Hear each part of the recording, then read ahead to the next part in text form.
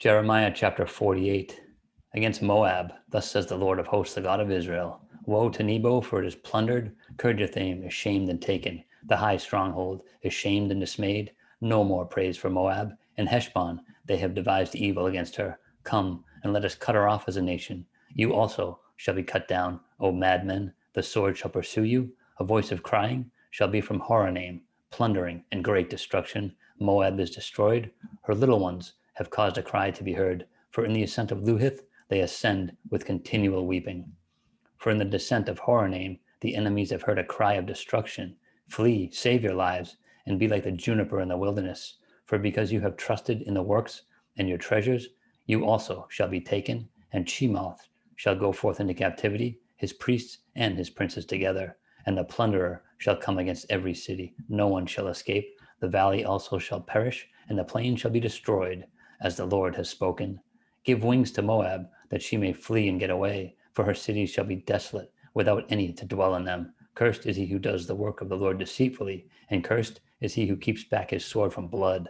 Moab has been at ease from his youth. He has settled on his dregs, and has not been emptied from vessel to vessel, nor has he gone into captivity. Therefore his taste remained in him, and his scent has not changed.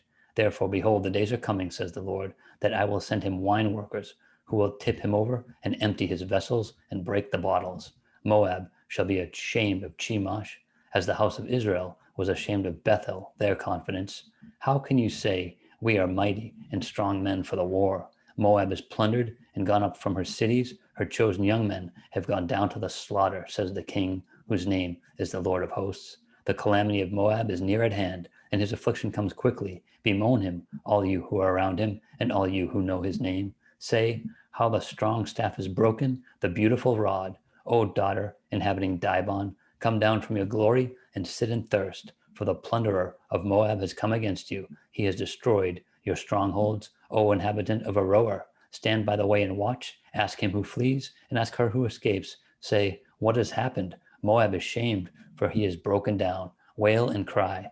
Tell it in Arnon that Moab is plundered, and judgment has come upon the plain country, on Holon and Jahaz and Mephath, on Dibon and Nebo and Beth Diblathaim, on Kirjathaim and Beth Gamel and Beth Maon, on Kerioth and Bozrah, on all their cities of the land of Moab, far or near. The horn of Moab is cut off, and his arm is broken, says the Lord. Make him drunk, because he exalted himself against the Lord. Moab shall wallow in his vomit, and he shall also be in derision. Was it not Israel, a derision to you?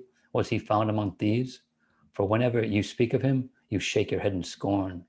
You who dwell in Moab, leave the cities and dwell in the rocks, and be like the dove which makes her nest in the sides of the cave's mouth. We have heard the pride of Moab. He is exceedingly proud. Of his loftiness and arrogance and pride, and of the haughtiness of his heart. I know his wrath, says the Lord, but it is not right. His lies have made nothing right. Therefore I will wail for Moab, and I will cry out for all Moab. I will mourn for the men of Ker-Heres. O vine of Sibmah, I will weep for you with the weeping of Jazer. Your plants have gone over the sea. They reach to the sea of Jazer. The plunderer has fallen on your summer fruit and your vintage. Joy and gladness are taken from the plentiful field and from the land of Moab. I have caused wine to fail from the wine presses. No one will tread with joyous shouting, not joyous shouting.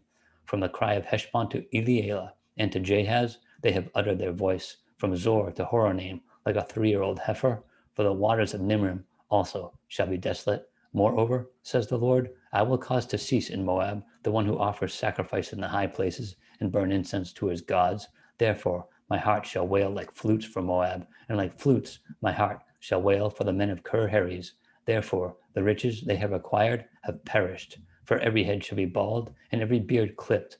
On all the hands shall be cuts, and on the loins sackcloth, a general lamentation on all the housetops of Moab and in its streets. For I have broken Moab like a vessel in which is no pleasure, says the Lord.